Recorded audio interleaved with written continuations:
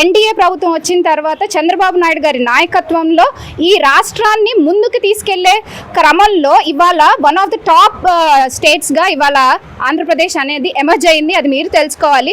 ఒకటి, ఆయన వాస్తవాన్ని అంగీకరించడానికి ఫస్ట్ నుంచి కూడా ఆయనకు అదొక లోపం అనుకుంటా. Maybe it's a disorder for YS Jaganmohan Reddy. ఎందుకంటే ఆయన వాస్తవాన్ని అసలు అంగీకరించలేరు. ఎంతసేపు ఆయన ఒక అవాస్తవం, ఆ అవాస్తవంలోనే బ్రతకాలి అనుకుంటారు. ఆ అవాస్తవంలోనే మీరు బ్రతుకుతూ ఉండండి. మీ పార్టీ అనేది కూడా అవాస్తవం అనేది మొన్న ప్రజలు మీకు 11 సీట్లు ఇచ్చి చెప్పారు.